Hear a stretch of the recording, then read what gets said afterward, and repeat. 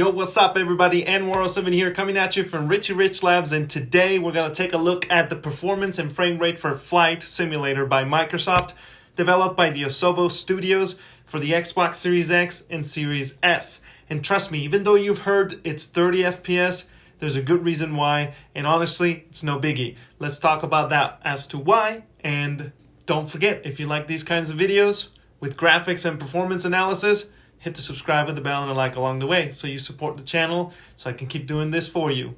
Let's dive into it, or shall I say, let's take off.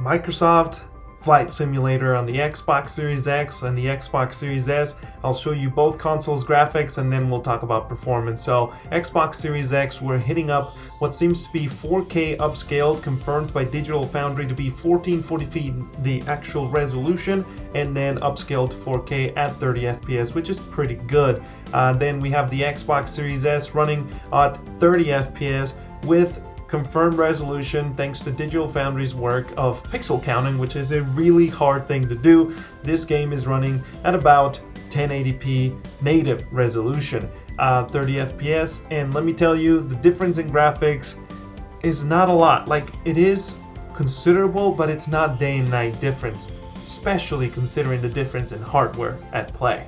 Here you can see screenshots of Xbox Series S and the Xbox One X. The graphics, besides resolution, you are getting, I've been able to find online, better texture quality for buildings in the far distance, and the edges will look sharper, not just because of resolution, but also just the anti-aliasing technology implementation on the Xbox Series X is stronger and better.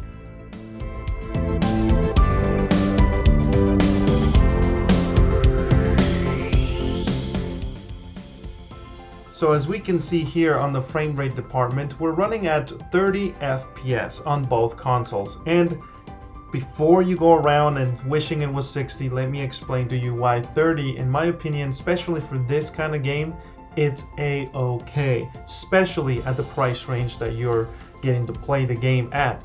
And on top of that, if you're playing on an Xbox Game Pass, beggars can't be choosers. The thing is, this game is beautifully optimized and is a perfect example of what the Xbox Series S can pull off with the right software and hardware combination.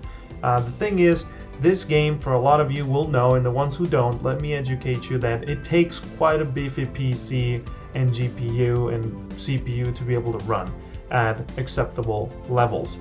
It's no easy feat, and the fact that for less than $500 or $300, you're able to play at Xbox Series X, Digital Foundry confirmed, you're looking at about high to ultra graphics, and then the Xbox Series S doesn't look too far away from that. You could argue it's more to medium to high, but even then, Xbox Series S is able to deliver a comparable experience that doesn't feel like it's day and night difference. You know, it doesn't feel like you're playing the cheap version of the game. It just feels like you're playing just a tidbit less version of the game. And honestly, that is a win. And I appreciate that Asombo Studios, together with Xbox Game Studios, have been able to pull this off and showcase what powerful the Xbox Series S truly is. And of course, there's just future technologies coming around that are going to bring even more examples of next-gen titles, which this title is honestly one of the closest things we can get right now to a true next-gen game.